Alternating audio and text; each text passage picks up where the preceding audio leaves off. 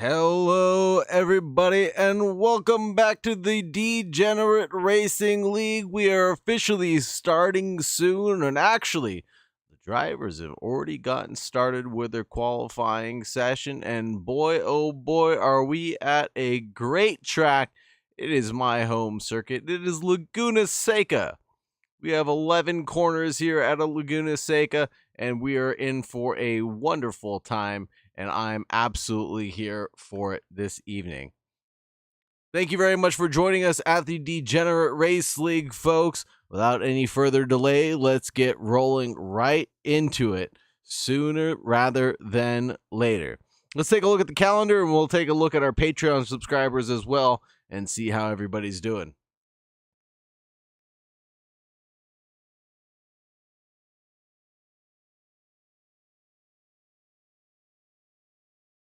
We've been to Imola, we've been to Olton Park, we've been to Laguna Seca, and now it is time to prepare for Bathurst following this week's event. Then Spa-Francorchamps in the night and rainy conditions, and then following that will be Barcelona on the 11th of February. Take a moment to thank all of our gold, platinum, and amazing sponsors through the Patreon: Ricky Bobby, Evans Vogue, Don Fossman, Artur Hermanis, Joshua Rodriguez, Andy Jackson, Jason Hayes, Spencer Braun, Russell Stanford, Max Power, Buggy Watt, Tyler Morgan, Darren Wicks, Sean Ches, Ronald Swanson. This isn't Sam Says It's Laguna tonight. Absolutely, it is Laguna tonight. I must have misspoke and said that we were at Laguna last week. No, we are at Laguna this week, is what I meant to say.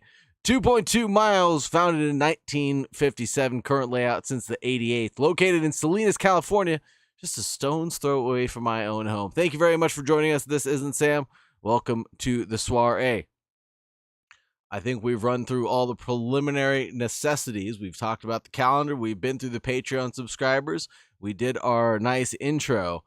I think it's time that we started watching some racing. How do you feel about that, folks?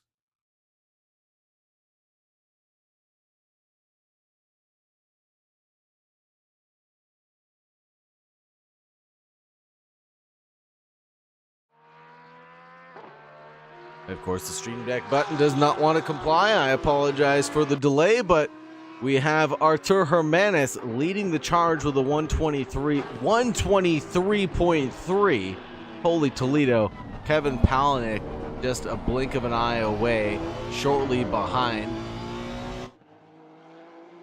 He's 800ths off the pace of Artur Hermanis with a 123 as well.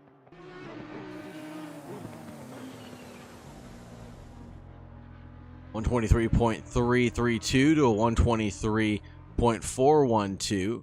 Russell Stanford with a 23.7. Don Donovan 23.9. 24 starting with Ronald Swanson, Tyler Morgan, Jason Hayes, Sean Ches, Buggy Watt, John Malott, Wes Romery, and Ricky Bobby. Like Sean Ches is actually looking to improve right now. The party pickle man himself, DRL splattered across the hood. That is a nice looking livery that he's got the Porsche driving. Sean Ches, the Canadian flag on the back bumper. The party pickle has 2.5 minutes left to go in this session before we are going to get concluded for the Pro-Am drivers. And the party pickle does improve all the way up into 4th place overall with a 123.7. Porsche being one of the faster cars here at Laguna Seca, at least back in my day.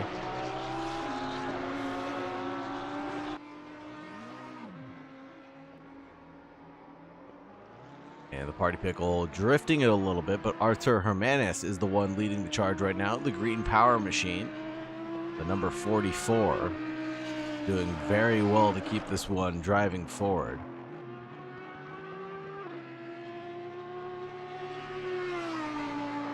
Kevin Palaniuk's on the charge right now, driving the Ferrari for Team Bluey, the number 19.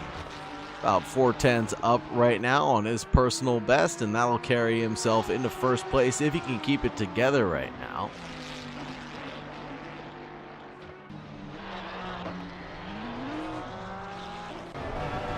Go on board with Palaniuk and see if he gets impeded or not by Don Donovan, the 333. No, he does not. He's still gaining a little bit of time as he comes through Rainey. He's doing all right now. Turn 10 and into 11 now. The hairpin that leads him on to start finish straight. He's losing quite a bit of time as he came through the final corner. This isn't going to be a huge improvement, but is it enough to get him into P1? It is. New fastest lap is Kevin Palaniuk with a 123.210. Going to the Andretti hairpin. See if he carries this momentum forward. Now getting onto the throttle 1st, 2nd gear as he accelerates towards turn 3 now. Quick onto the brakes as soon as the curbs end on the left-hand side, then back onto the throttle pedal as he comes into turn 4. A little lift there and pumping the brakes to get the car rotated around. A little bit of a turn there, but we don't really count it as one. Turn 5 has got to be tricky, braking right around the 200 board, and then getting onto the accelerator quite early to get the car rotated around. It's quite cambered now. Return 6, same dip in the hole that you got to hit to drive it forward. And up the Ray Hall straight now. That's where you get your one breath of fresh air before you plummet down a couple of stories and go through the infamous corkscrew. Turn 8. Turn 9 is pretty much flat out with just a tiny lift to keep your car rotated on the track. Turn 10, you're carrying as much speed and momentum as you could possibly carry. as you drive it away towards turn 11, which is the final big braking zone. And he misses the apex by just a little bit, but he carried enough speed there. He's still improving by 0.3 right now. Kevin Palahniuk leading the charge at 123, turns into a 122.9. Kevin Palahniuk finds his 122 that he's been on the hunt for ever since qualifying started, and that will end his charge. And now the pros are all out there. Kevin Palahniuk and Team Bluey doing a great job of showing us how it's done here at Laguna Seca with an amazing lap time of a 122.902. Great drive from Palahniuk. Leaves Artur Hermanis 4/10 in the dust. 8/10 back is Russell Stanford in the number 20. Sean Ches in the Party Pickle, 16th place. 16 is the number on the car, 4th place, but 1st place in our hearts. Don Donovan, the 333, in 5th place right now. Ronald Swanson in 6th. Tyler Morgan in 7th. Russ Romery in 8th. Jason Hayes in 9th. Alan Young, Buggy Watt, John Malott, and Reke Babe will finish out all of the Pro-Am drivers.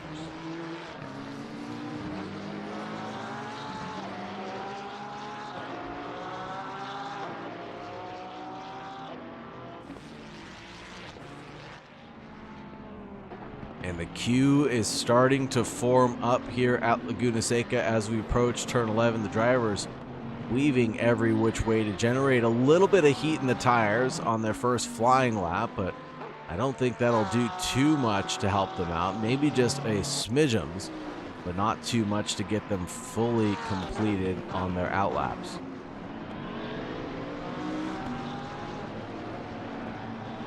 Pretty much just one flyer will be all the drivers will get to generate heat into the tires. And you can see it's a nice queue of people that have patiently waited their turn. The 77 gapping the 34, the 395. That'll be Neil Kerbel, it should be, in that 395. It is Neil Kerbel in 395. Third to get to the line. Let's check out how Cooper Atherton's faring right now as he comes into turn 11. He's 1.6 up on his personal best. Not sure what that delta is referring to, but he's going to be able to throw down a 122.5 Cooper Atherton when he gets to the line. Jacob Stofko with a 122.4. So the times keep on trickling in one after the other, steadily but surely.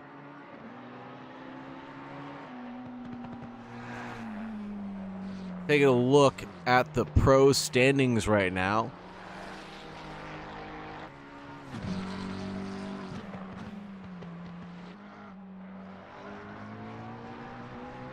We have Jacob Stofko and Olar Sogren. Both of them are tied with a second place finish and a first place finish for each of them. So tied for 51 points as the second place finishes have gotten dropped for them. Neil Kerbel in third place with a 6th and a 3rd place finish at Imola last time out.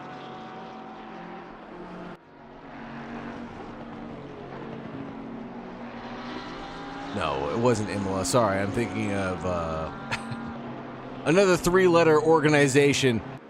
We were racing at Alton Park last week. Imola was the first round that we had. Neil Kerbel, Peter Hutchings in 4th place with 40 points, tied with Neil Kerbel right now, although he does have a DNF that was dropped for the last round at Alton Park.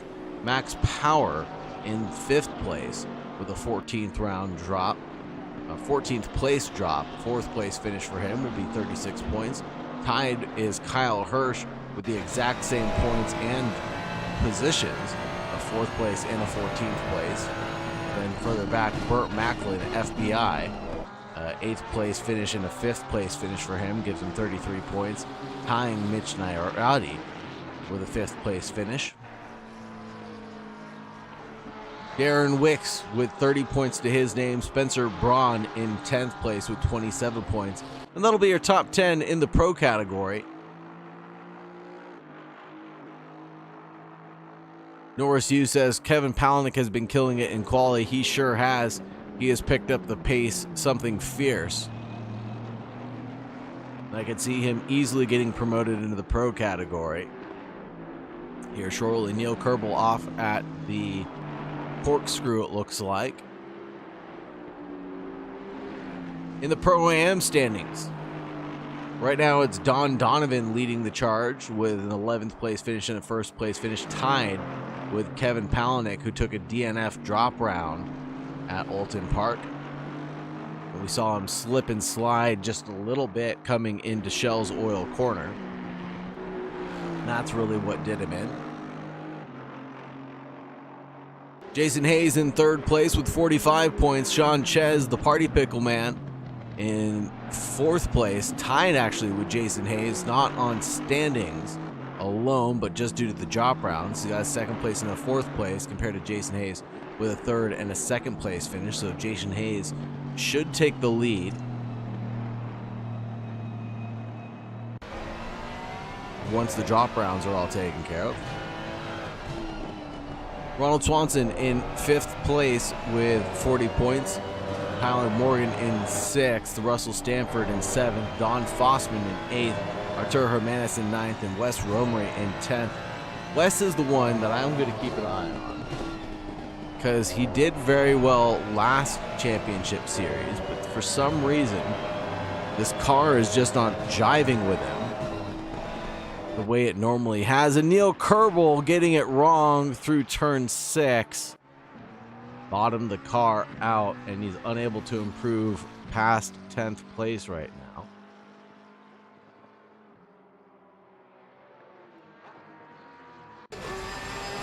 He's got 2 minutes, almost 3 minutes to try again, but he's got to get out quicker rather than later, because he doesn't have too much time to get a heater lap in on those tires and then get a flying lap in, especially with all that traffic. You could see it on the mini map there. Back to the standings. Jacob Stofko leads over Peter Hutchings, a 122.1 over Peter Hutchings, 122.3. Cooper Atherton, 22.5. Dean Stefani, Gwen Stefani's ugly brother, the 22.6. Mitch Nairati, the 22.8. Kevin Palaniuk is in sixth place, kind of out of position right now for the rest of his team. And there is Daniel Hirsch running right into the Nissan GTR that was just stranded on track. And it looks like Shooter McGavin, the shake and bake car, getting it wrong. And Andretti hairpin. He went off into the gravel, unfortunately, for Shooter. Shooter McGavin was also a driver that got promoted to the pro category. Cooper Atherton throwing down a 22.0. Best Jacob Stofko's time with that 22.1. Shooter McGavin was one of those drivers that was actually promoted to the pro category not too long ago, after a dominant Pro-Am run that he just had last season. And this season he's forced into the pro category, into the white plates now.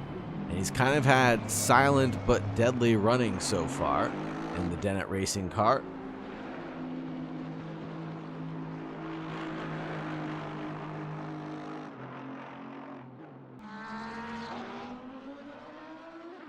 Burt Macklin, the Sandbag Syndicate number 4, finds himself in 8th place, a 122.955. Last lap, best lap, will throw him down into 8th place. Oh, and he just gets bumped down into 9th place as Peter Hutchings, Max Power, Mitch Nairati. Shooter McGavin got to the line, and he goes into 8th place now, a 122.9. Burt Macklin got bumped down to 9th. Here's the other MA70 Esports car paired up with Neil Kerbel right now. And we've seen this team in other places. I actually saw this MA70 Esports team during a Williams broadcast that I was doing. I was surprised to see it out there on track because I knew that they ran DRL, so it's great to see the MA70 Esports throwing their name in the ring with big ringers like Williams Racing.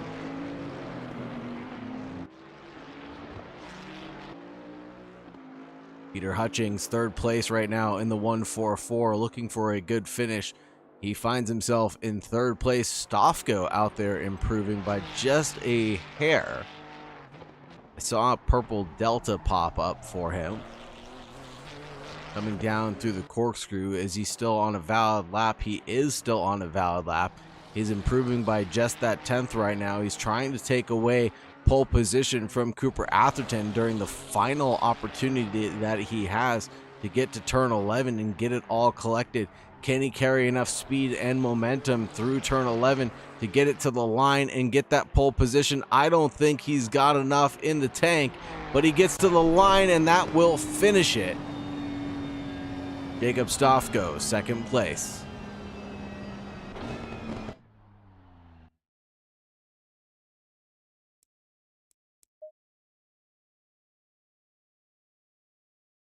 Now we've got a full formation lap here that we're going to run.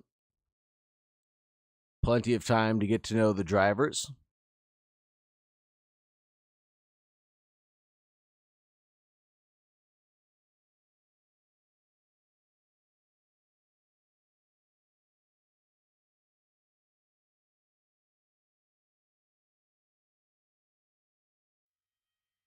Cooper Atherton in first place, driving the 77 McLaren with a 122.0. Will take home first place, driving for USA. Jacob Stofko, the Canadian, number 34, just 82 thousandths off of Cooper Atherton. Peter Hutchings in the Bentley, number 144, 1/10 off in third place. Dean Stefani, the 877 Ferrari, in fourth place. Max Power, 7/10 off, driving for Germany, the number 42 in fifth place. Neil Kerbel, the 395, 7/10 away from his teammate out in first place. Mitch Narati, the number 32 Canadian, in seventh place. Shooter McGavin, the number 69, nice, in eighth place. Right behind him is going to be Kevin Palaniuk of Team Bluey in ninth place. Burt Macklin, the first of the Sandbag Syndicate cars, is going to be in 10th place in the Porsche. Darren Wicks, also in a Porsche, the number 46. The Canadian is in 11th place. Joshua Rodriguez of Team Banzai, number 93 Honda NSX, in 12th. Greg Clark, the number 81, in 13th place, driving for USA as well, McLaren. Joshua Lopez, driving a Lamborghini, the number 58, is 1.1 off the good. Spencer Braun, the number 7, is in 15th place, driving for Braun GP. Bradley Cooper, the number 91 Monster Tour car, is in 16th place. Artur Jimenez, the number 44, is in 17th position. Daniel Hurst, the number 48 for Impact Motorsports, in 18th position. Frank Castle, the second of the Sandbag Syndicate cars, the number 5 in 19th position. Right behind him is going to be Russell Stanford, the number 20 in 20th position. Some would say that was fate. Others say it might be a curse. Sean Ches, number 16 in 21st position, is going to be driving a Porsche. Next to Don Donovan in an Audi, the 333 is going to be in 22nd position. Ronald Swanson, the number 37 Porsche, is going to be in 23rd spot. Tyler Morgan, the number 72, the Canadian, is in 24th spot right now. Right behind him is Wes Romery, the other half-tone racing car, the 444, is in the 25 spot. Jason Hayes, the other Audi for the Green Power, number 21, is in 26th spot. Alan Young is in 27th with the 668 McLaren. Buggy Watt, the backmarker team, is in the 410 and 28th. John Malott, the last of the Bonsais in the Honda NSX, is in 29th. And Ricky Bobby, the number 26 Dennett racing car, that'll be in 30th position starting from the back.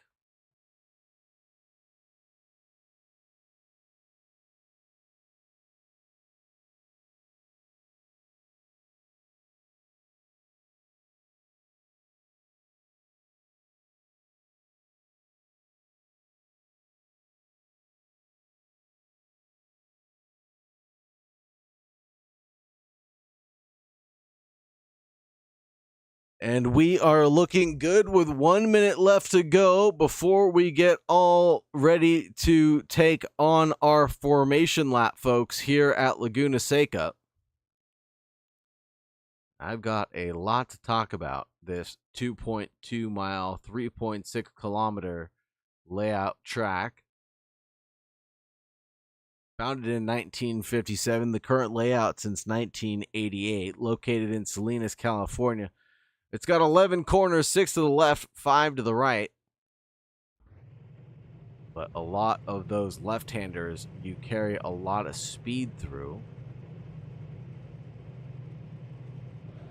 So expect some even but uneven tire wear and graining. Mandatory pit stop will be required. That's what you can denote the orange markers on the left-hand side of your screen too.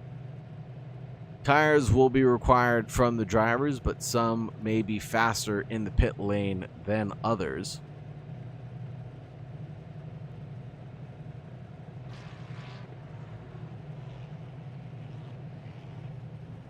I have a beautiful quote from Wayne Rainey himself, the namesake to Rainey's Corner, turn 9.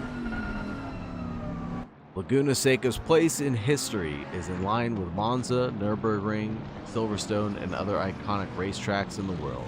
I've traveled all over the world racing, and motorsports enthusiasts everywhere know Laguna Seca and the Corkscrew. Laguna Seca is a place where all the greats have raced, and for me, it sits at the top of the list. Amazing quote by Wayne Rainey, 3 times 500cc world motorcycle champion. And Wayne Rainey visits the track quite frequently as he lives very nearby.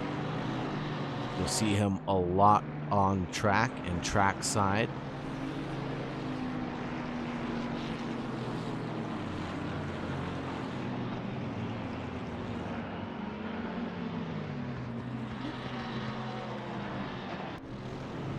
An amazing person to get to talk to. The Sports Car Racing Association of the Monterey Peninsula, aka SCRAMP, passed on to the onus of running Laguna Seca onto the Friends of Laguna Seca, and they passed on a $500,000 donation as well. Keep the track up and running. There were rumors about Laguna Seca being closed due to noise violations, etc., but no, the rumors are not true. They filed an extension and were able to close that case down and keep Laguna Seca open for at least the next 10 years or so. We'll still see wonderful racing, such as the Laguna Seca Historic event, IndyCar, and we will see IMSA come here in May, on Mother's Day weekend actually. It is a fantastic sight to see and a wonderful, thrilling event to be had by all. Seeing multi-class cars go racing around Laguna Seca is only as exciting as being here watching DRL boys go around the racing circuit.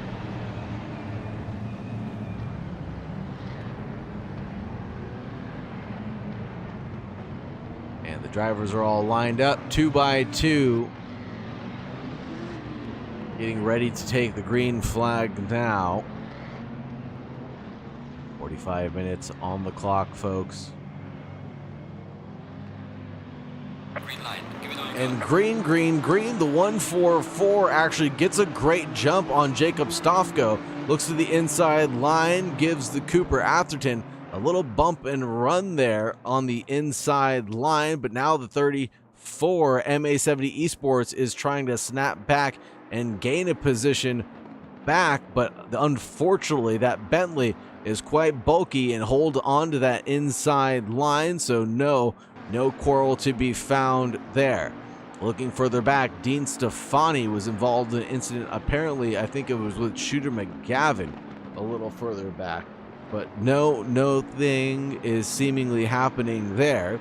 Checking a look at Kevin Palaniuk, and that's Darren Wicks and Roxy, and he almost got spun around coming in through turn 5. On the way uphill through turn 6 now, the drivers have all found themselves in single file line fashion. I'm looking down the grid right now, and I don't see anybody that's side by side except for Sean Ches and the Party Pickle, ready to party coming down the corkscrew.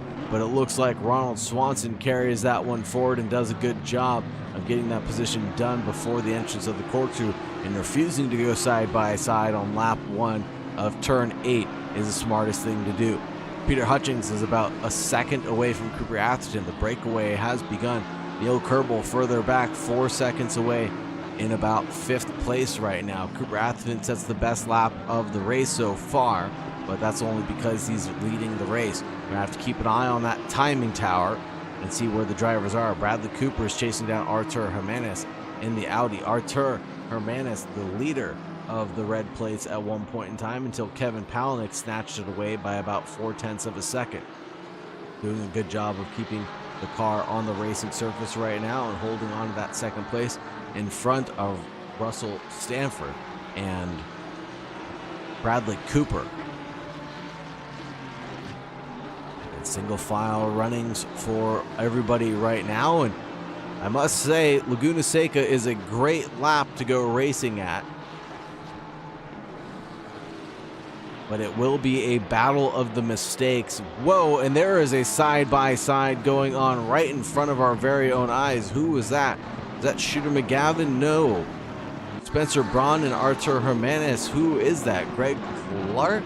That's Spencer Braun. And Greg Clark going after it, going up the hill after turn 6. They were side-by-side there for a moment and trying to go into each other nearly. But it looks like Greg Clark was able to secure 14th place ahead of Spencer Braun.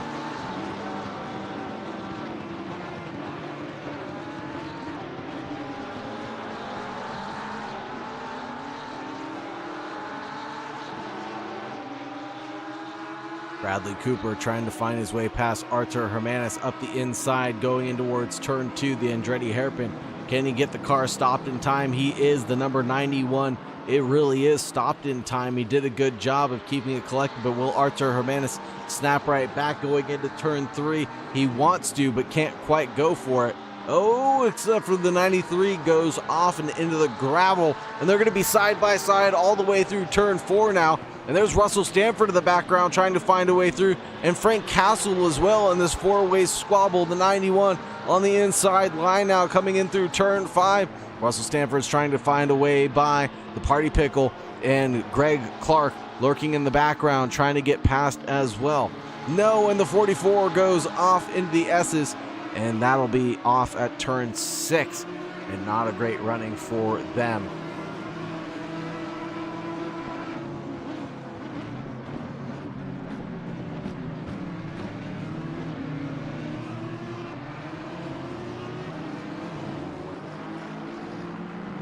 Irati looking at the inside of John Malott right now.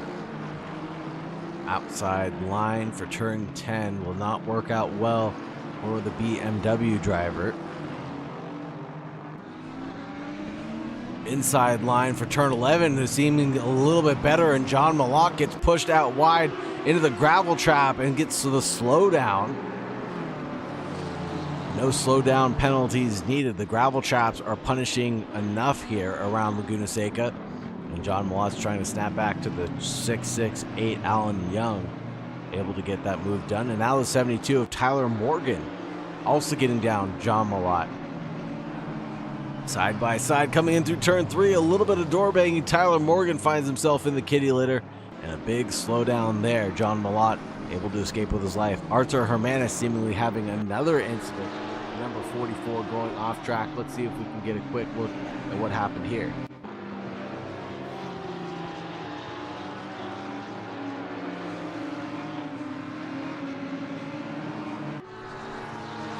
Looks like this was all just self-inflicted, touching the sausage curve at turn 4. And that'll be it for Artur Jimenez as he tumbles down the order. Ronald Swanson and Russell Stanford involved in an accident. Let's get another replay about that. Not the best session lap. We don't want to see this.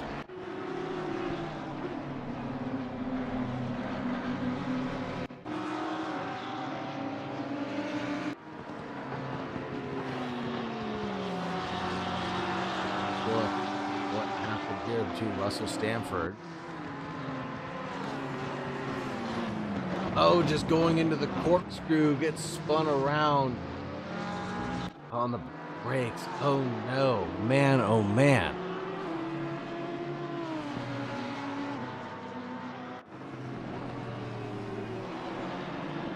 The battle of mistakes continue on. Joshua Rodriguez now chasing Daniel Hirsch in the number 48. Neil Kerbel 4/10 away from max power right now. And the lap times are going Neil Kerbel's way. The most important thing is that Peter Hutchings is chasing down Cooper Atherton for the lead as well. 4/10, 3/10 is the gap right now between the two leaders.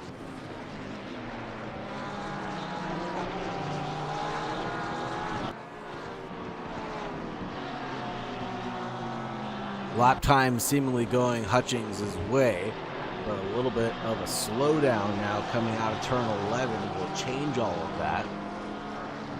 Let's see if there's a dive up the inside here going in towards turn 2.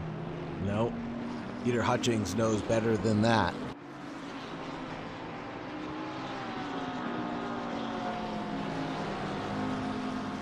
No risky behavior for Peter Hutchings, the 144, driving the lonely Bentley out here tonight. No, excuse me, Hutchings and Max Power, his teammates out here, the number 42. And Stofko in 3rd place right now. Neil Kerbel, his teammate, is in 5th place right now. And you can see the MA70 Esports car is just trailing behind.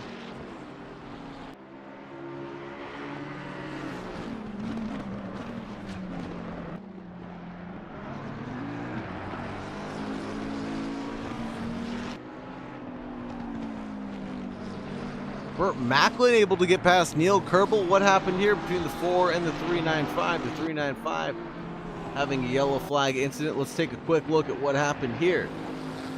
Coming out of turn 5, everything seems okay as he chases down Max Power out in front. But then what happens after that? Coming into turn 6, a big kiss of the sausage. And we saw him do that in the qualifying session. And that's what happens when you do it in the race as well. Back to the live screen.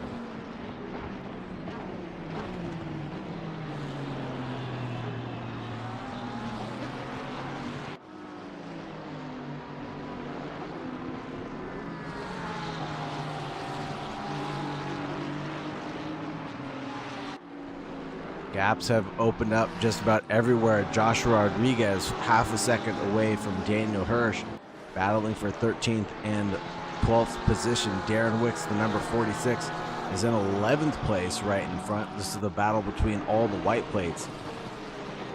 Kevin Palaniuk in 10th place, and he is driving the first place car of the Pro-Ams right now.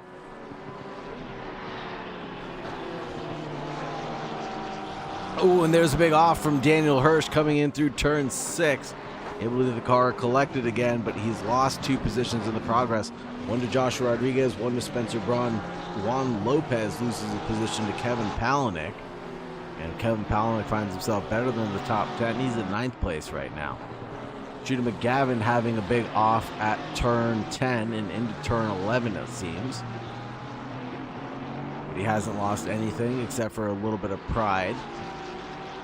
But Shooter in 8th place, doing pretty well to keep the asphalt underneath him.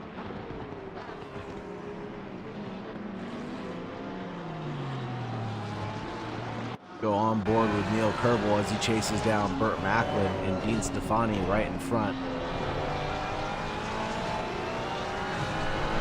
To the inside line. Will there be a move here from the MA70 Esports? It will be a move on the inside line, but we all know that the inside turns into the outside for the following corner. But the MA70 Esports car of Neil Kerbel ends up pulling that one out of nowhere, getting a good move and scaring Burt Macklin into driving a little offline there. Neil Kerbel regains 6th position, but now is 1.6 off the good from Dean Stefani out in front. He's got some work to do to catch up.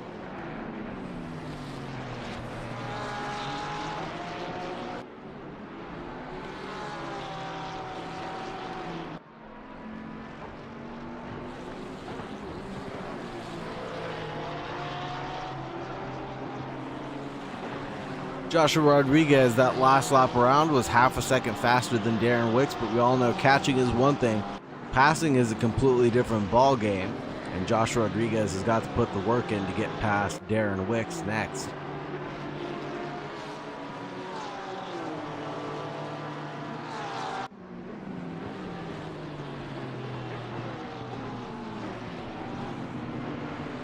Daniel Hurst chasing down Spencer Braun in the background of this battle.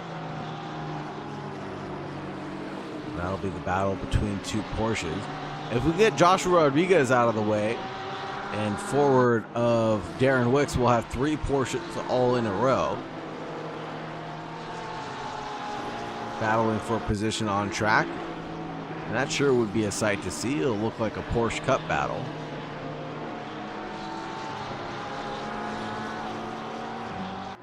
Greg Clark chasing down the duo of the Porsches, 8/10 off the good right now, the number 81. And Peter Hutchings still 4/10 away from Cooper Atherton. Lap times nearly identical between the two drivers, and Stoff goes 1.3 away, 1 second away, 8/10 away, and the gap keeps closing down as it looks like Cooper Atherton dipped the wheel off into the gravel trap coming out of turn 11.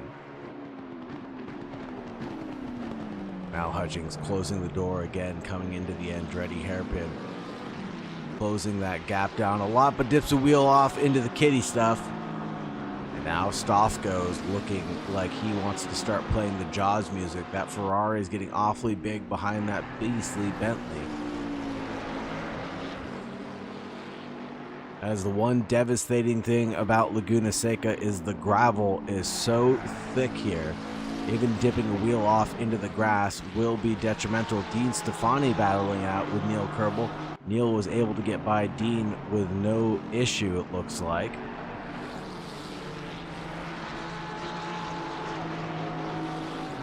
Let's see if we can get a 30 for 30 on how the move was done and dusted coming through turn 4.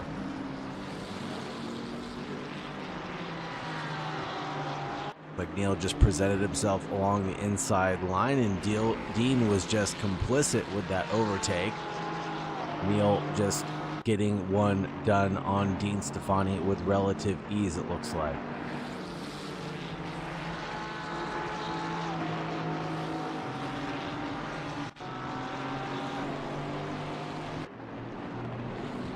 Back to the live screen now. Has anybody come into the pits already? Ricky Bobby has come into the pits twice now, and once for a stop-go 30. I assume the stop-go 30 was for speeding in the pit lane, and the first pit stop was probably to get a change of boots.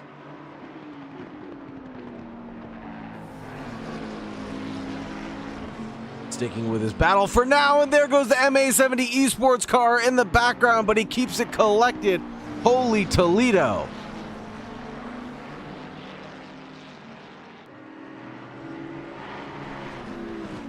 Holy smokes. That was almost the end of Stoffgo's race as he stuffed it nearly into the barriers coming in through turn 5. Able to keep the car collected for turn 6, but just barely now.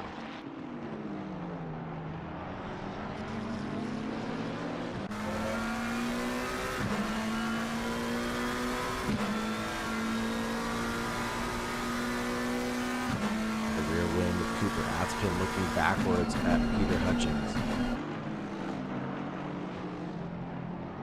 Coming in through turn 2, the Andretti hairpin. Gap closes down by just a little bit there.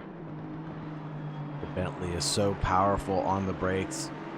It's able to get so much done.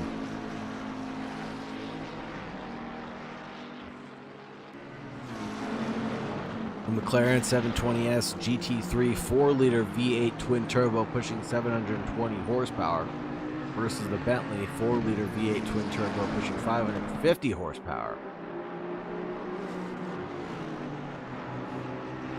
Making speed in completely different ways, it seems.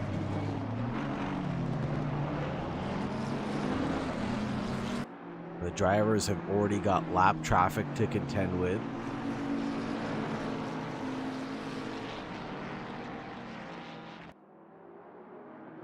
Looks like the 410 and the 85, that'll be John Malott and Buggy Watt.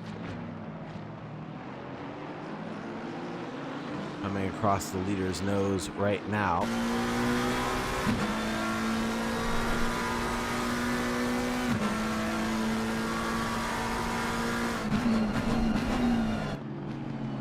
Shooting up the inside line is the 77 and the 144 of Peter Hutchings, able to get through pretty easily on the back markers. No time lost there.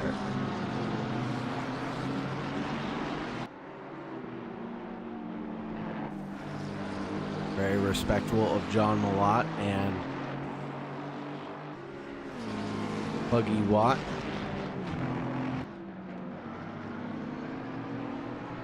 This is where Stofko almost lost it last time around, but he's calm, cool, collected this time around. That is a big send from Ronald Swanson on Alan Young, the turn-in turbo dashboard, and he's able to get the switchback secured. And he knew that Ronald Swanson had overcooked it coming into the hairpin, it looks like. Alan Young able to get that move back and secured the 668, driving forward and trying to catch up to Wes Romery, the 444, out in the lead right now.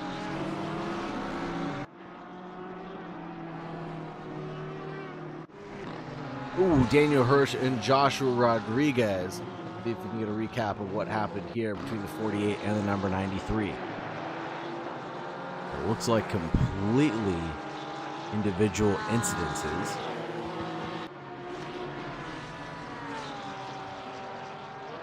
Ooh, and the 93 just tumbling around up the hill.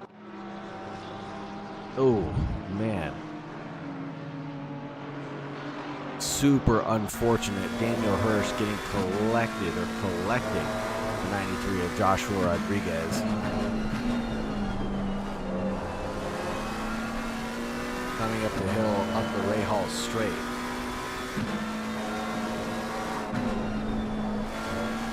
Battle for the lead still rages on with 26 minutes left to go in this one.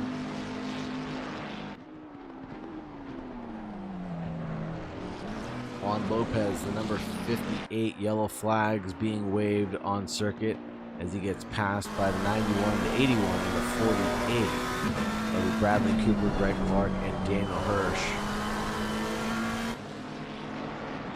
58 is up and running again.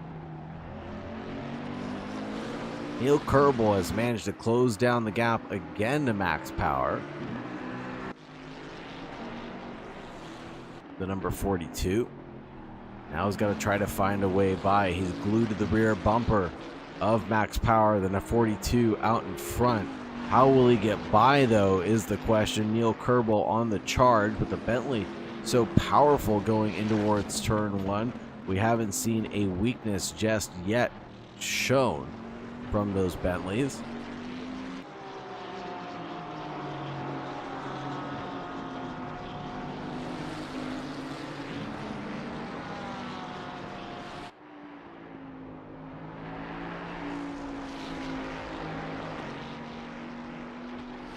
Stofko, Hutchings, Atherton separated by a second right now between the three of them.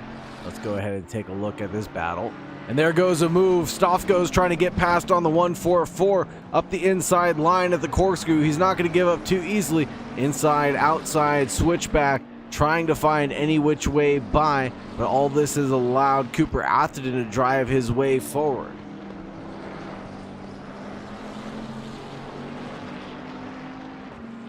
And there goes Stofko into the pits.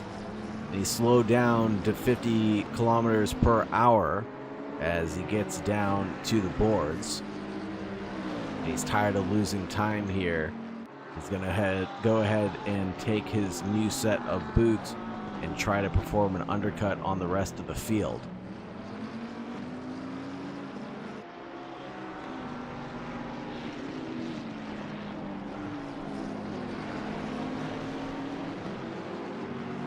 There goes the leaders past Joshua Rodriguez, the number 93.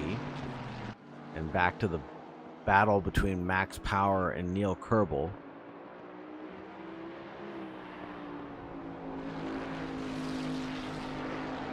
Two teammates between two teams battling it out, the MA70 Esports and the Evolution Sim Sport teams.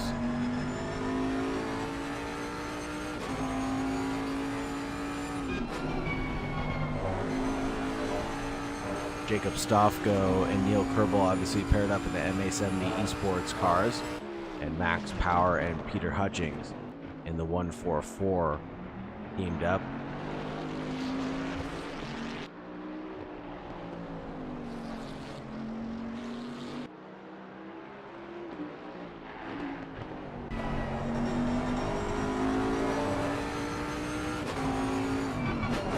Right-hand drive car of this Bentley.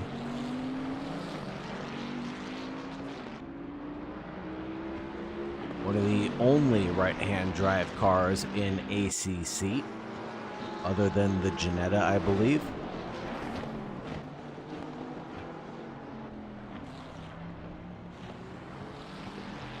Peter Hutchings and Shooter McGavin, both of them into the pits now.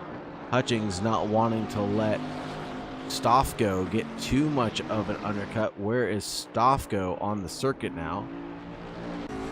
Down into 17th place.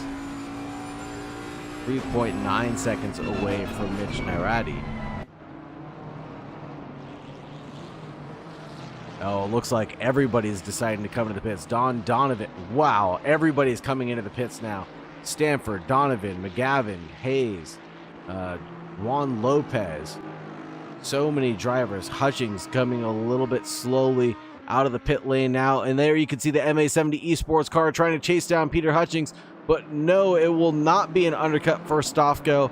He did not get the undercut performed. But that's not to say that he won't get it done on this lap, as Peter Hutchings is going to be on ice-cold tires now. There comes the gap closed down 3/10 away. But again, all this battling will allow Cooper Atherton to escape with his life. And Cooper Atherton's into the pits. So these two have got to work together if they want to get past Cooper Atherton. And I believe they've got a long way to go before they do catch up to Atherton.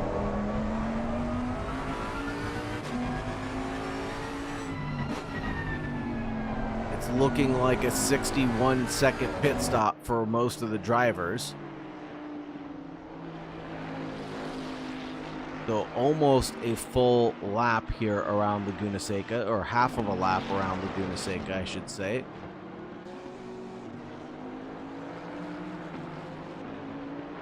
No, what am I saying? 120 seconds is not... It's not 120 seconds. It's 1 minute and 20 seconds. That's 80 seconds. So almost a full lap lost during the pit stop cycle. Apologize for my commentator math confusion. Max Power and Neil Kerbel come together at the corkscrew. Let's get a recap of what happened to 395 and the 42 coming in. What happened? Neil Kerbel trailing the 42 in the lead of the race, technically up the inside line, going into the corkscrew, bumps the 42 around. And that will be not the happiest thing in the world for the 395 to have to slow down and try to wait for that 42 to regain his position. Into the pits for the 395 and the number 42. Get those damages repaired and get a new set of boots on. Cooper Atherton still leads over Peter Hutchings and Jacob Stofko. 1 second is the gap now separating all of these drivers. Mitch Nairati is in front of Cooper Atherton right now and does not have to secede that position just yet. No blue flags are waving for that driver, so he can remain a cork in the battle. Atherton looks to the inside line trying to get past Nairati, but Nairati not being complicit in that overtake.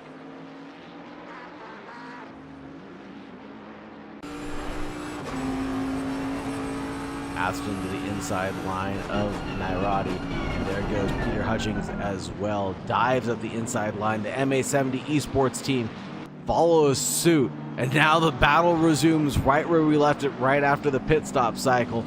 Amazing that things have not stopped just yet. 18 minutes and 45 seconds remaining. This has gone by in a blink of my eyes. And I am just absolutely glued to the screen. The battle for the lead has been absolutely fantastic.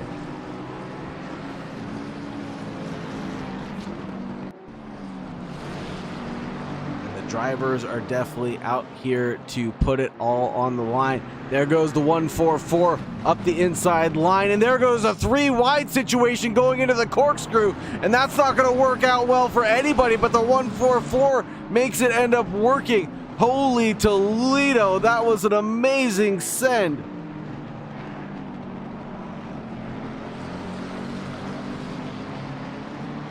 Three wide into the corkscrew. Can we get a replay of that?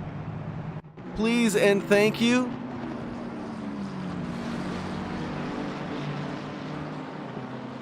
Helicopter shot. There goes the 144 to the outside line.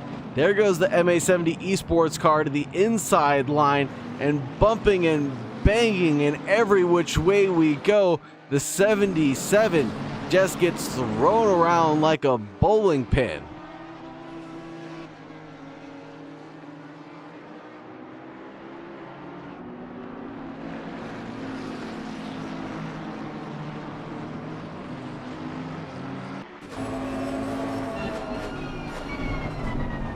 Cooper Atherton's going to be driving like his life depends on it now.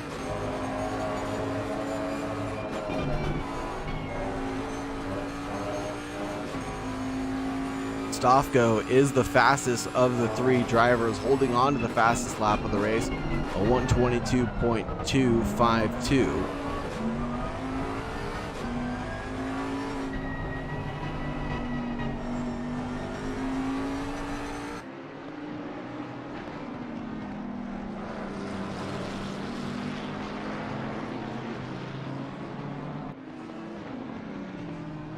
Bentley leading McLaren, leading the Ferrari.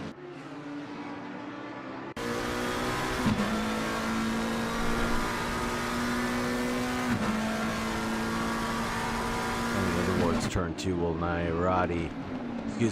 Cooper Atherton be able to close down the gap? And there goes Stofko trying to look to the inside line, but now he's glued to the outside for turn 3. Can he find a way past the 26? Yellow flags wave for them coming out of Rainey's corner. Turn 9. And that 26 belongs to Ricky Bobby. Only drivers to have not taken their pit stops will be Bradley Cooper. And that will be it. Nairati is into the pits right now. Bradley Cooper actually out of pit lane now. So all the drivers taking their pit stops other than Buggy Watt, to finish this one out. And hold the phone. What happened here? The 77 just caught sleeping.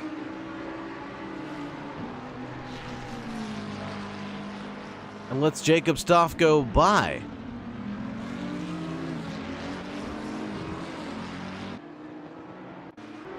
I am just speechless. Blue flags being waved for the 23rd place car, Wes Romery, the 444, and he dips and dives and dodges out of the way for the 77 and makes way through at the Andretti hairpin.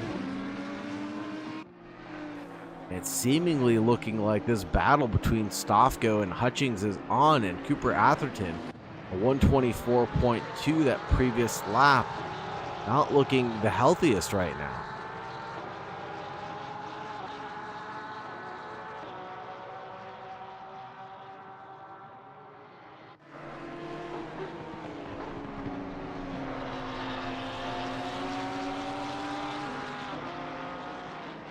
And Don Donovan, the 333, has inherited the lead of the Pro-Am category somehow through the pit stop cycle.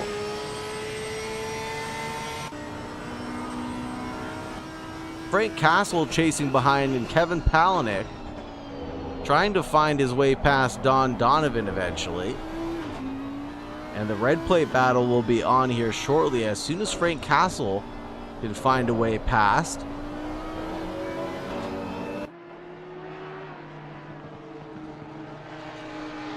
Stofko performs the new fastest lap of the race after the pit stop cycle, 21.897 that previous lap round. He's about 4/10 quicker than Peter Hutchings in the lead of the race. He's about 4/10 back right now. Oh, and there goes one of the bonsai cars spun around where we saw a bonsai car spun around earlier. That's the 85. That'll be John Malott. Turned around the wrong way coming down the Ray Hall straight.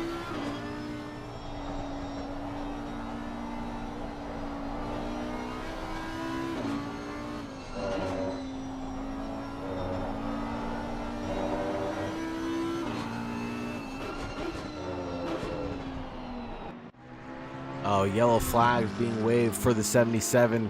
Something is not right with Cooper Atherton's car anymore. He does not have the confidence to keep on driving forward. Something keeps on happening to him. Let's see if we can get a recap of what happened here to Cooper Atherton. Looks like everything's okay coming out of turn 5.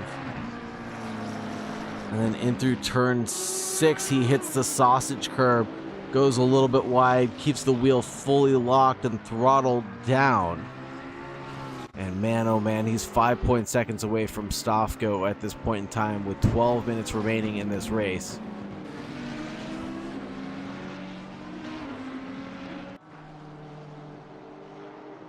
Peter Hutchings having a collision with someone. It must have been the 44 that he got past. That'll be Artur Hermanis.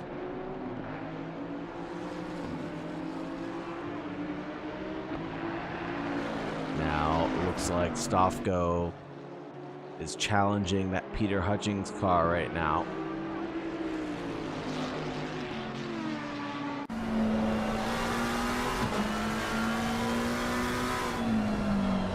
Looking at Russell Stanford, the party pickle of Sean Ches, the number 16 in front, and then Mitch Nairati. Oh my goodness, almost running into the back at turn 11.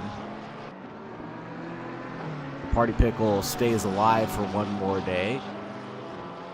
Got to go to Stofko and the 144 side by side coming out of turn 11. This is going to be a drag race coming down to turn 2. A dive to the inside line for the 144 kept him in charge of this one. The 34 is looking for a way past, any way past, and is trying to find the opportunity to make his move coming in through turn 2. It's not going to work out for the Ferrari this time.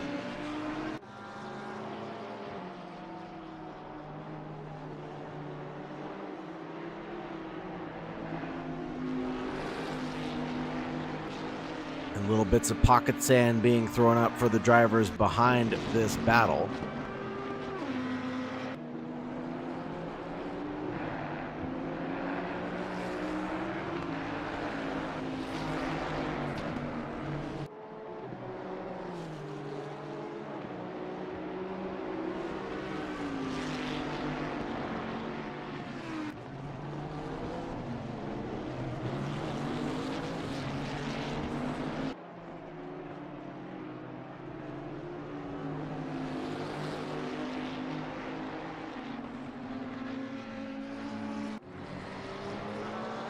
Now lap traffic giveth, lap traffic taketh away. MA70 Esports onto the inside line of the 144 this time around. The 144 gets boxed in.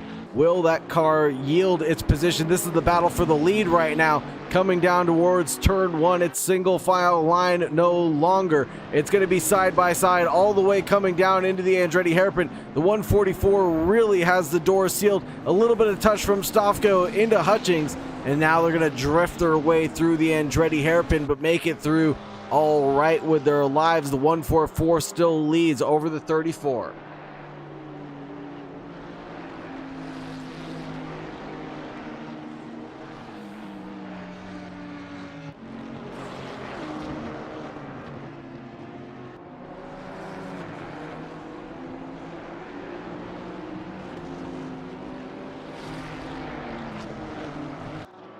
Amazing attempts from both of these drivers to stay in the lead of the race.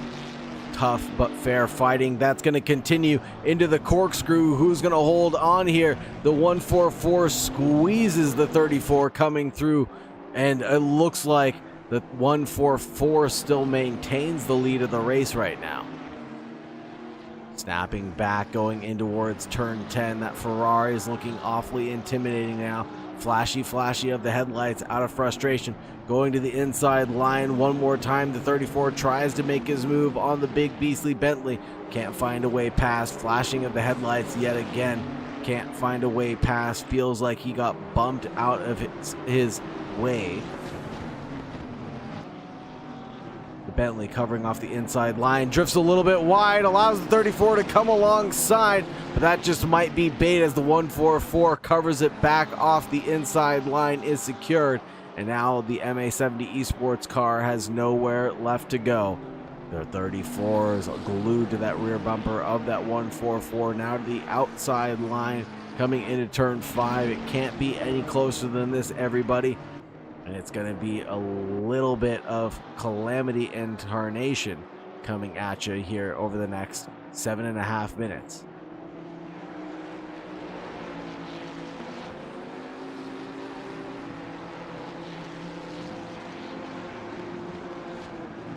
Lap traffic giveth, lap traffic taketh away. This time it's another bonsai car. Allowing the 34 to go up the inside line and gets spun around. And it looks like Stofko was able to get it turned around the right way, but man, oh man. Oh. Was he already spinning or was he pushed? Let's take a 20 for 20 and figure that one out.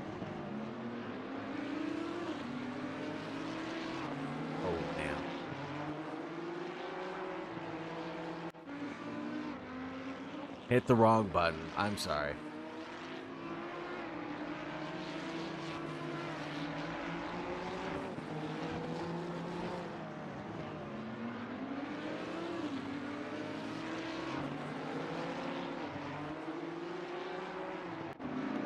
Back to the live screen now. Jacob Stofko loses the position, and so does Peter Hutchings to Cooper Atherton. Atherton, after giving up the lead of the race, after some hard-fought battles, regains first place after all of that tarnation that took place. And we could smell it brewing for quite some time. The 34 looked like it was getting desperate to get past Peter Hutchings. And it looked like it was only a matter of time before the battle was going to end. And we hoped it wouldn't end in tears, but unfortunately it did. And again, was Stofko pushed? Or did he jump on his own? Let's see if I can find accident for the 34. I can find the accident for the 34 and 44.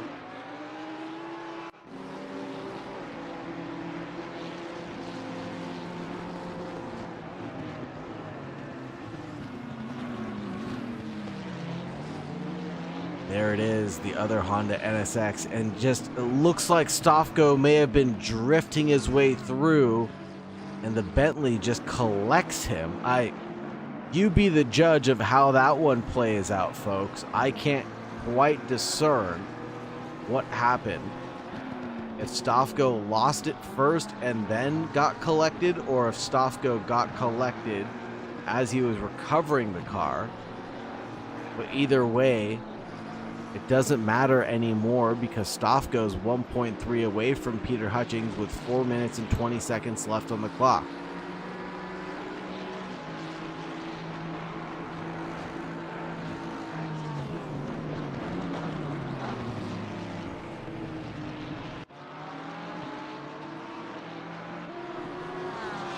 Don Donovan chasing down Frank Castle, the leader of this race, and looks like, whoa, leader of the Pro-Am category, I should say. And there goes Palaniuk trying to find his way by, but Nairati trying to throw his name into the ring and get his white plates moves back done.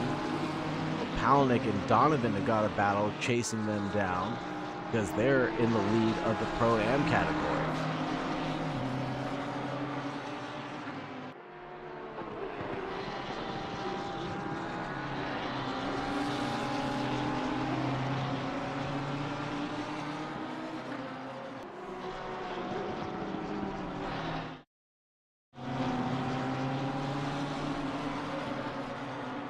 Palaniuk getting passed by Nairati. I don't know why we were stuck on the replay screen. I apologize.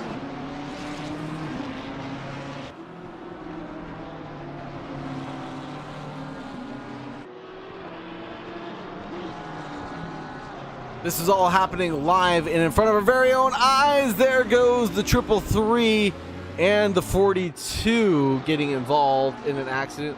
Let's see if we can get a recap of what happened here.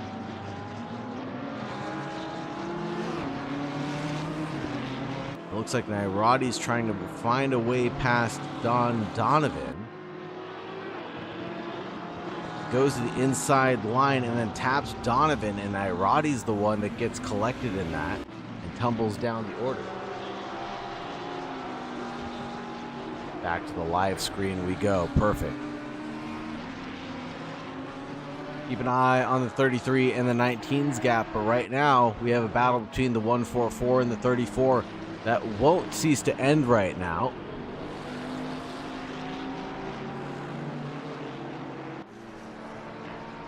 Bentley chasing down the McLaren in front, but Nairati's got a 3.7 second lead. So the Ferrari is going to chase down the Bentley for second place. Second step of the podium.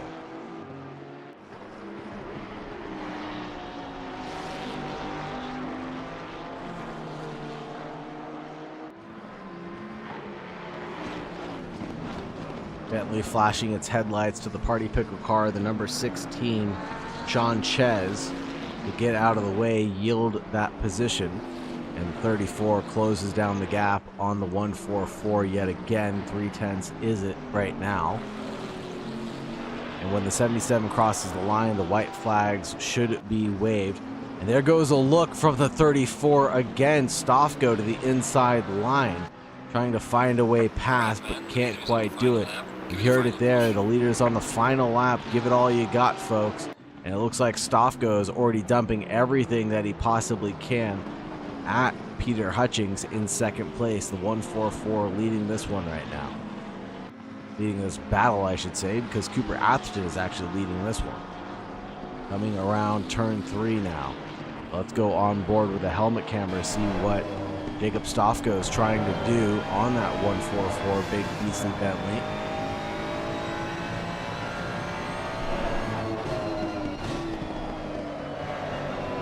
Oh, and a big drift through turn 5 will definitely hurt his chances.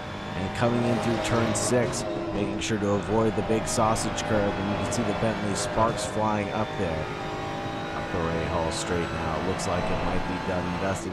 Cooper Atherton, patience has been a virtue for him as he's coming down through Rainy now.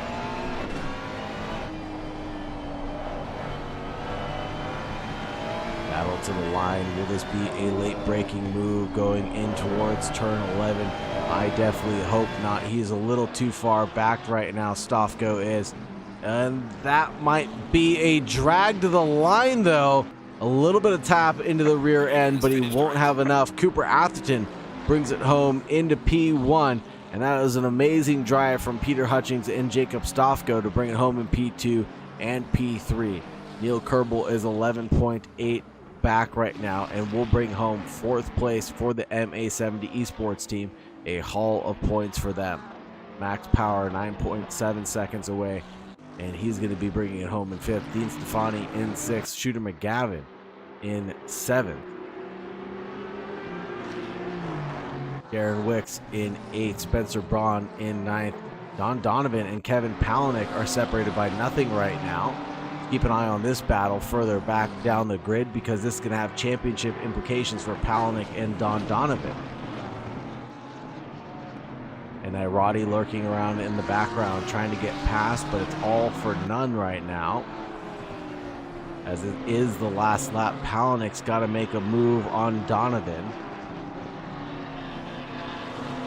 if he wants to get these hollow points. And there goes Don Donovan trying to go the long way around, and Irati takes out Don Donovan on the final quarter and the final lap, and Palanik is able to secure first place for the Pro-Ams.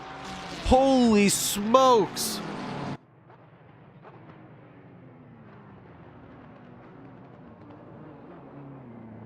Oh, man. Wowza.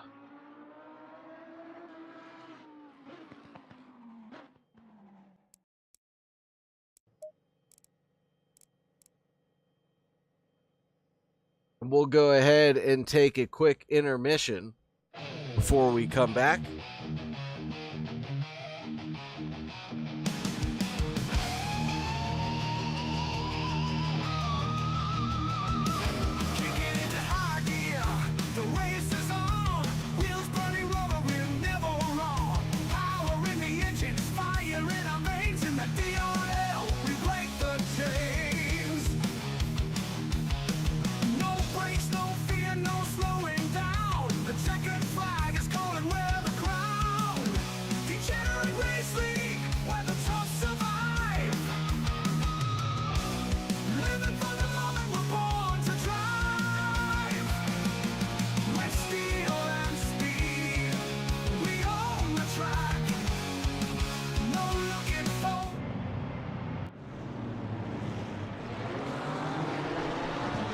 And we'll start taking interviews in from the green room. And it looks like we've got Kevin Palanik and Russell Stanford. Let's talk to Russell Stanford first before we talk to Palanik. Mr. Russell Stanford, how do you do? Oh, hold on one second. I gotta make sure that everybody is unmuted first. A lot of action going on earlier. Now say that again, Russell Stanford. Man, I'm doing absolutely amazing. How about yourself? I'm doing all right, man. What an exciting race. And you had a bit of excitement going on yourself, didn't you? Yeah, dude. I think, it was that, especially that end right there. I saw them coming up, and I was like, oh man, I might be able to catch them, but I was a couple seconds back, and then something happened up ahead, and two guys, Nardi and looks like Donovan. Don Donovan. Yeah, I got into something. I'm not really sure. I saw them all bunching up together, and my goal was to stay back far enough that if they collided, that I was not going to get hung up in it. So, hopefully, to work out well for you. Yeah, it didn't work out well for me. Yeah. So that was exciting getting there, and I just tried my best to keep it clean and not hit very many. My pace really was nowhere near my fastest laps. I don't think I got into 123s at all. So, and I really messed up my pit too. That knocked me about 4 or 5 seconds at least. So. Yeah, you had a slow pit stop. Your time was pretty consistent though. Even your last lap, 124.6 compared to your best of 124.4. Your consistency seems to have paid off and got you those 4 points gained overall. But yeah, your pit stop was about 4 or 5 seconds slower than the rest of the field. What happened there? Well, first off, I went to the pit and didn't make the turn very well. And Donovan got ahead of me in the pits. And then when I finally got to my pit, I underran it. And then I tried to shut off my car, and I didn't shut it off. And yeah, it was all my fault. Just ACC things, right? Yeah, just ACC things. Yeah. Yeah, man. But a good race overall, though. But a great race for you. 4 positions gained overall. You've got to feel pretty confident about that. You started in 20th, you finished up in 16th, and you seemingly had a pretty clean race. I didn't see your incidents pop up if you had any, so your plan to just keep your nose clean seemed to have worked out very well. Yeah, I had a couple of bumps with Hermanus, or I already say his last name, and then one with Ches, but I can't I have to go back and take a look at the replays to see if it was more my fault or it was more just a racing incident. I try not to be too aggressive on them, so just when I thought I could overtake them. Yeah, I know what you mean. It's just when you think you can overtake him, and Laguna Seca is such a tricky track to overtake Yeah, on as well. It's very tight around this circuit, so and it's mostly flat out. I mean, call Monza the temple of speed. Laguna Seca is the temple of speed. You're pretty much driving yeah, flat out everywhere that you go, trying to carry as much speed and momentum as possible. Um, yeah. yeah, I think that's really the difference between me and all those guys up top. I can't carry the speed near as well as they can. So yeah, it's just time and practice on the road. So well, your consistency, I will keep on saying, is what got you to the checkered flag. I think a lot of drivers ended up, maybe having incidences or having mistakes where they found the gravel traps, they spun out, they had giant tank slappers, and it seems like you had none of those, and that's what gained you those 4 positions. yeah, I've learned to try my best. You end up doing better if you just stay on the track than Yeah. than trying to just be too aggressive and take positions. If you dive bomb people and stuff, I just can't really do it well anyway. So Yeah, no, 100%. Driving within your limits is very important, and you've definitely found your charge there, Russell Stanford. Well, I see I've got Don Donovan and Kevin Palaniuk up next. I'm going to go ahead and pull in Don I'll pull in Kevin before I pull in Don. We don't know how that's going to go. Buggy, what's going on, buddy? Thank you very much for the raid. Appreciate it so much. Thank you very much for your raid and all the supporters coming into DRL. And it looks like we had him leave the chat, so we're going to pull in Kevin Palaniuk next. Mr. Kevin Palaniuk. Hello. What happened? I missed my pit guy. Because it was in the very beginning, and I drove past it because I didn't expect that, and so I'm driving in a pit lane, and I cannot find my guy, and so I did a self-imposed drive-through, which was. And after that, God. I made a somewhat boring race into a fun one, trying to overtake Don Donovan, and that was the fun from him.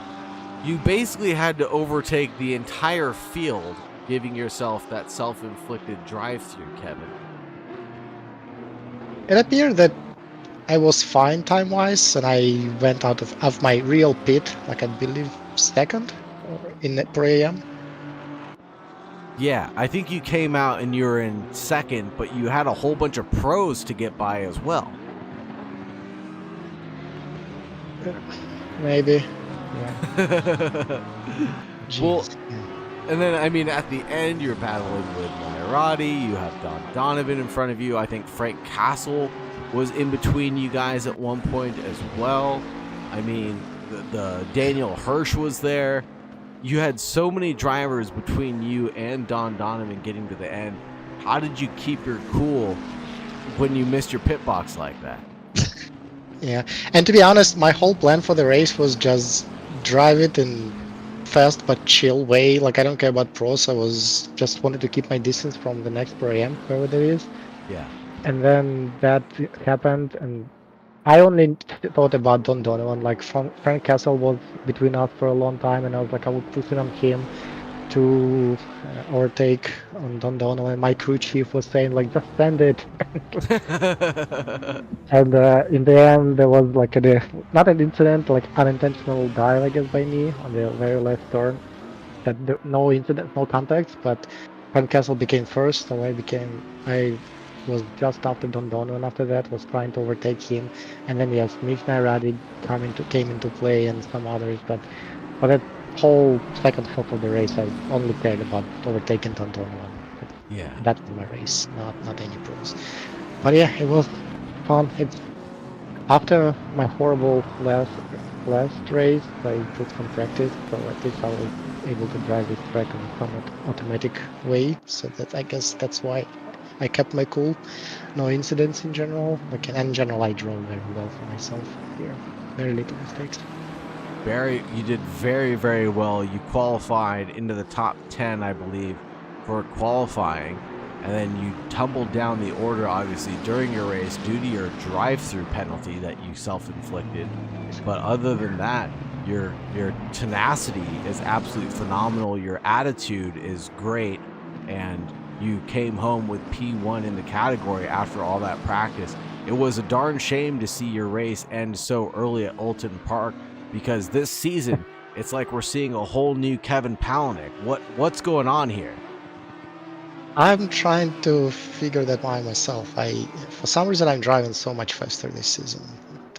I started looking at telemetry a little bit more, but I don't think I learned much from it. But maybe it does help me. But I'm trying to find that answer myself. Why am I driving so much faster? Well, when you figure it out, make sure you let us all know, Kevin Palaniuk, because I'll drink whatever you're drinking after this. I will do for sure. Right on, brother. Is there anybody that you want to thank or anybody else that you want to talk about before I let you go?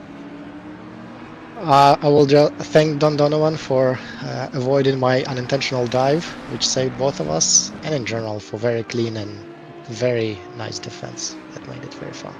Right on. It looks like Don Donovan is no longer in the green room. I don't want to pull him out of the group channel to talk to him, but I'm sure he has some words that he'd like to share. But thank you very much for joining me, Kevin Palaniuk. Much appreciated, my friend. Have a wonderful night and be safe. Yeah, thank you. Have a good night.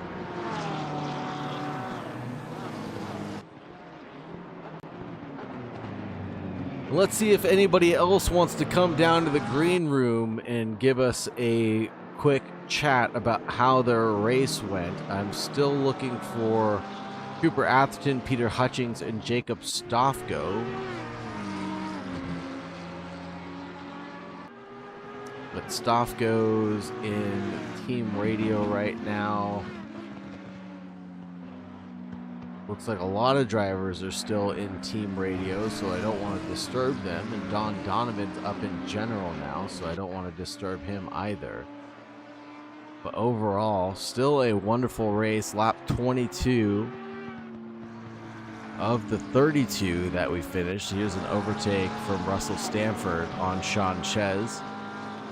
We talked to Russell Stanford a little bit earlier about how his race went.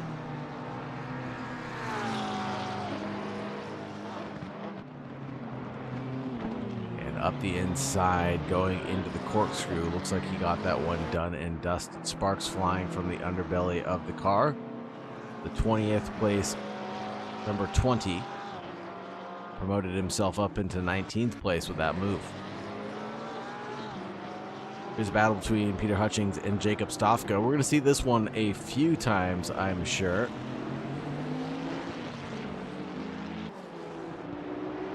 Coming in towards turn 1 now, the kink. And this is where Stofko tried to throw it up the inside line on the 144 with the back marker to boot, but the 34 couldn't get it quite planted, and a little bit of touching there between the 34 and the 144.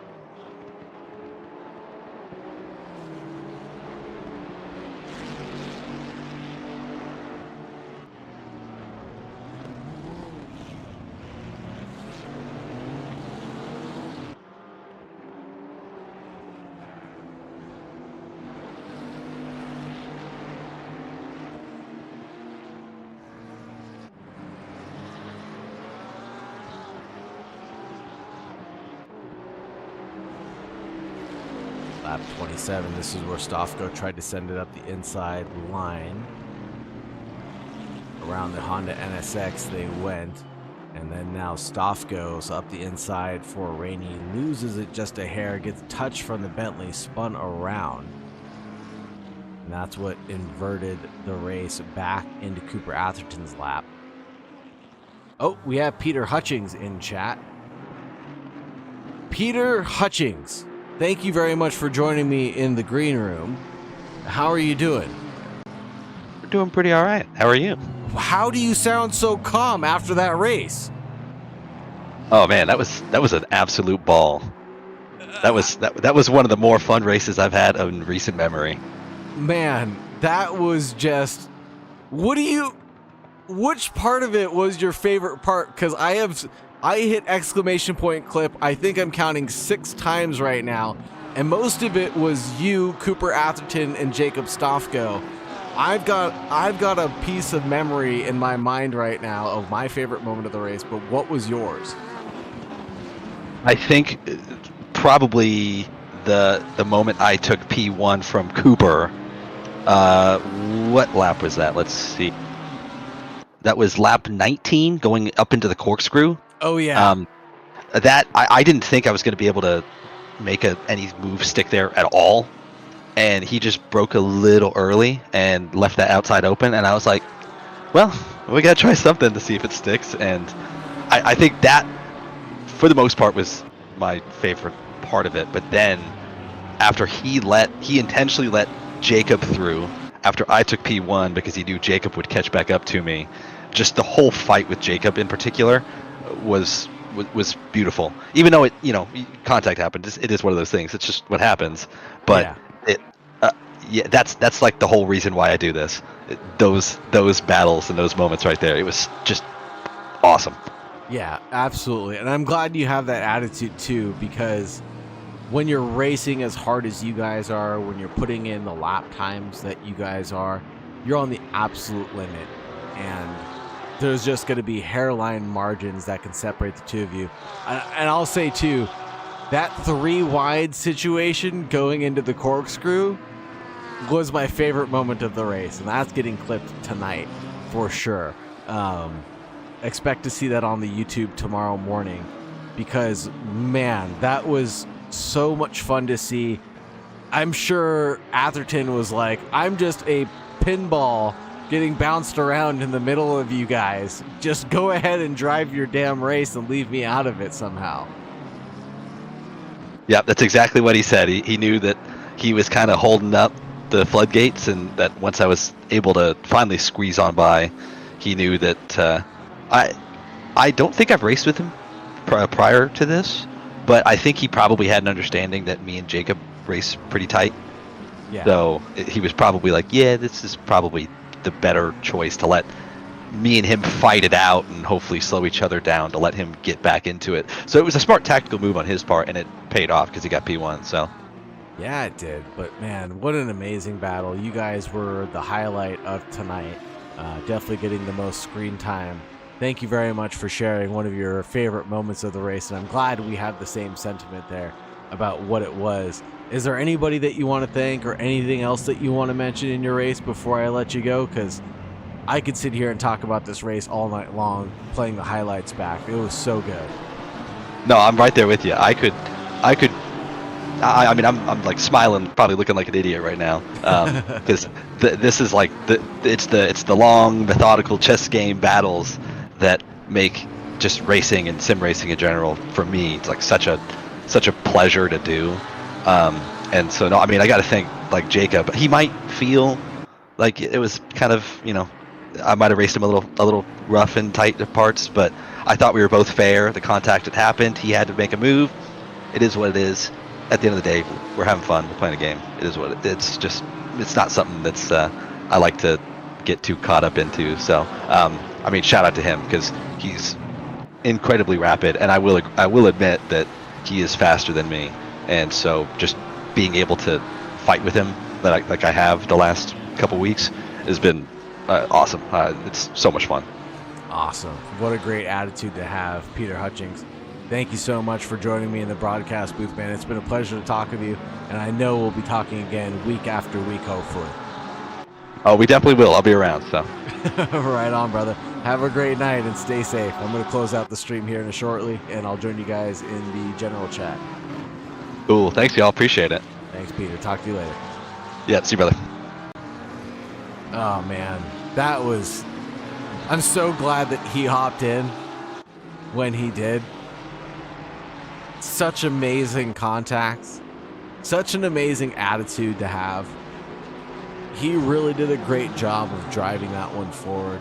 He admitted that he was a little bit slower than Jacob Stofko, that Jacob Stofko is faster than him. But the fact that he's still smiling from ear to ear makes me so happy, because things didn't necessarily go his way all the time. Yes, he raced hard. Yes, there were incidences that happened between them, but he's still out here having a good time. And like he said, he's not taking this too seriously. He's just out here having fun playing a game. And the other thing that he mentioned too that was very important to me as I get back into sim racing is he said it's the chess game. We're playing chess at 200 miles an hour, folks. It's not checkers, it's not tic-tac-toe, it's not a quick and easy game. You're playing chess at 200 miles an hour, and you've got to not go for the first opportunity that comes at you a lot of the time. And you saw that happening between Stofko and Hutchings over and over again. And boy, was it great to see them play that methodically and take this game so seriously and truly have fun with it. Man, that really does put a smile on my face. Thank you so much for joining me, Peter Hutchings. And thank you very much to everybody for joining me in the green room. If Stofko would like to have a chat with me, I'm available, obviously, for the next couple of minutes. I'd like to get a word from Jacob Stofko. I'll give him a minute to see if he's available or not. And he can head right up into the green room, and I'll drag him in. I don't want to drag him out from his team radio, although can't anyways. Man, what an amazing fight. I am absolutely speechless, folks. All right, with that, we're going to close things out, folks. Thank you very much for joining us. Thank you very much for hanging out. It's been a hoot of a time to be your host. I'm Sagar Bakshi. You just watched DRL, the Degenerate Racing League. Check us out on SimGrid if you want to get involved in the championship and season. The next season is right around the corner. Thank you so much. Have a wonderful night. And as always, stay safe out there, folks. Bye-bye.